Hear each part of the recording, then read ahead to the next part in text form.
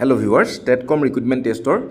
graduate teacher সকলৰ cut off for second list official ওয়েবসাইটত প্ৰকাশ পাইছে madhyamik.assam.gov.in এই অফিচিয়েল ওয়েবসাইটতে দুখন লিষ্ট পাবলিছ হৈছে এখন হৈছে গ্ৰেজুৱেট টিচাৰ সকলৰ সেকেন্ড কাট অফ লিষ্ট আৰু আনখন হৈছে second list of eligible candidates for document verification against graduate teachers post of TCR TETCOM recruitment 2024 including graduate teacher Hindi. So ইয়াত এপ্লিকেশ্যন নাম্বাৰ ৰোল নাম্বাৰ আৰু name of the candidate এনেধৰণে name wise লিষ্টখন প্ৰকাশ পাইছে যিসকল eligible যিসকলৰ লিষ্টত নাম আহিছে তেখেতসকল ডকুমেণ্ট ভেৰিফিকেশ্যনৰ কাৰণে যাব লাগিব গ্ৰেজুৱেট টিচাৰ কাট অফৰ ছেকেণ্ড লিষ্ট চাওঁতে আপোনালোকে দেখা পাইছে যে গ্ৰেজুৱেট টিচাৰ মেথামেটিক্সৰ ক্ষেত্ৰত আটাইতকৈ বেছি কাট অফ কমিছে UR মেথামেটিক্স আছামিজ মিডিয়ামৰ ক্ষেত্ৰত ফাৰ্ষ্ট লিষ্টত আছিলে 57 আৰু ছেকেণ্ড লিষ্টত 50 7 নম্বৰ কমিছে OBCৰ ক্ষেত্ৰত যদি আপোনালোকে চাই দেখিব যে ফাৰ্ষ্ট লিষ্টত আছিলে 30.75 আৰু ছেকেণ্ড কাট অফৰ লিষ্টত 30.75 পৰা 13 ইমানখিনিলৈকে ড্ৰপ হৈছে graduate teacher mathematics OBC Assamese মিডিয়ামৰ কাৰণে গভৰ্ণমেণ্টে মেথামেটিক্সটোক বিশেষ এটা গুৰুত্ব দিছে কিন্তু বিশেষ গুৰুত্ব দিবলৈ গৈ তাতে আটাইতকৈ বেছি কাট অফ কমিছে যিসকল গ্ৰেজুৱেটৰ ফিজিক্স কেমেষ্ট্ৰিত মেজৰ আছিল যিসকলৰ পাছ কোৰ্চত মেথামেটিক্স আছে তেখেতসকলক যদি গ্ৰেজুৱেট টিচাৰ মেথামেটিক্সৰ বাবে এপ্লাই কৰিবলৈ সুযোগ দিলেহেঁতেন তেতিয়াহ'লে গ্ৰেজুৱেট টিচাৰ মেথামেটিক্সৰ কাট অফ URৰ ক্ষেত্ৰত 60 বা 60 প্লাছ এনেধৰণত থাকিলেহেঁতেন গ্ৰেজুৱেট টিচাৰ আৰ্টছৰ ক্ষেত্ৰত আছামিজ মিডিয়ামৰ 0.75 কমিছে আনৰিজাৰ্ভ কেটেগৰীৰ ক্ষেত্ৰত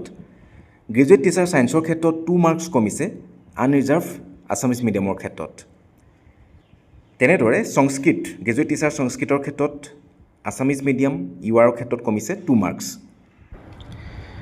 গ্ৰেজুৱেট টিচাৰ হিন্দীৰ ক্ষেত্ৰত আপোনালোকে কাট অফ চাওক গ্ৰেজুৱেট টিচাৰ হিন্দীৰ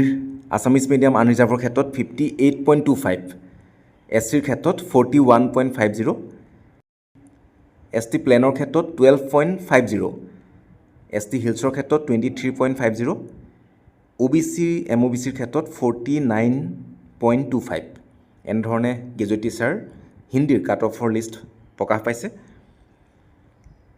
এতিয়া আপোনালোকে আপোনালোকৰ মাৰ্কছখিনি গম পায় আপোনালোকে মাৰ্কছখিনি জানে ইতিমধ্যে ইয়াৰ আগত গ্ৰেজুৱেট টিচাৰ পোষ্টৰ যেতিয়া ৰিজাল্ট দিছিলে তেতিয়া আপোনালোকে মাৰ্কছখিনি চাইছিল গতিকে আপোনালোক যিসকল এলিজিবল হৈছে আপোনালোকে এপ্লিকেশ্যন নম্বৰ পাছৱাৰ্ড দি পেলাই অফিচিয়েল ৱেবছাইটত গৈ এপ্লিকেশ্যন নম্বৰ পাছৱাৰ্ড এণ্ট্ৰি কৰি আপোনালোকৰ ভেনুটো ক'ত পৰিছে কোনদিনা আপোনালোকে ডকুমেণ্ট ভেৰিফিকেশ্যনৰ কাৰণে যাব লাগিব আপোনালোকে ৰিজাল্টটো চাওঁতে তাত সবিশেষ পাব সেই নিৰ্দিষ্ট দিনত প্ৰয়োজনীয় ডকুমেণ্টখিনি লৈ পেলাই আপোনালোকে ডকুমেণ্ট ভেৰিফিকেশ্যনৰ কাৰণে যাব লাগিব আৰু যিসকলৰ নাম আহিছে যিখন নেম লিষ্ট প্ৰকাশ পাইছে সেইসকলৰ প্ৰত্যেকৰে চাকৰি কনফাৰ্ম ইয়াত এনেকুৱা নহয় যে 1:2 দিছে 1:1 ৰেচিঅ'ত মতা হৈছে যিসকলৰ ভেনু আহিছে যিসকলৰ লিষ্টত নাম আহিছে তেখেতসকলে গ্ৰেজুৱেট টিচাৰৰ কাৰণে এলিজিবল গ্ৰেজুৱেট টিচাৰৰ চাকৰিটো তেওঁলোকে লাভ কৰিব অক্টোবৰ 10 অক্টোবৰত আপোনালোকে এপইণ্টমেণ্ট লাভ কৰিব এতিয়া গ্ৰেজুৱেট টিচাৰৰ লিষ্ট প্ৰকাশ পালে PGTৰ লিষ্ট কেতিয়া প্ৰকাশ পাব PGTৰ লিষ্টটো প্ৰকাশ পাব লাগে যিহেতু GT PGT দুইটাৰে লিষ্ট প্ৰকাশ হ'ব বুলি কোৱা হৈছিল গতিকে সেইফালৰ পৰা PGTৰ লিষ্ট প্ৰকাশ পাব 2 দিনৰ ভিতৰত বোধ কৰোঁ তেওঁলোকে লিষ্টটো আপলোড দিব লগতে বহুতে সুধি আছিল যে থাৰ্ড লিষ্ট ওলাব নেকি থাৰ্ড লিষ্টৰ কথা কিন্তু গভৰ্ণমেণ্টৰ ফালৰ পৰা একো কোৱা হোৱা নাই বা যিটো ডিপাৰ্টমেণ্ট সেই ডিপাৰ্টমেণ্টৰ ফালৰ পৰা একো কথা কোৱা হোৱা নাছিলে ছেকেণ্ড লিষ্ট ওলাব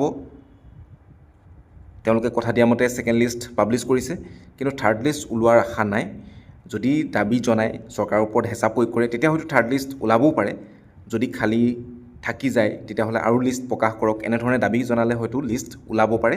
কিন্তু থাৰ্ড লিষ্ট ওলাব বুলি কিন্তু যে এখনৰ পিছত এখনকৈ লিষ্ট ওলাই থাকিব তেনেধৰণে কিন্তু শেহতীয়াভাৱে একো কোৱা নাই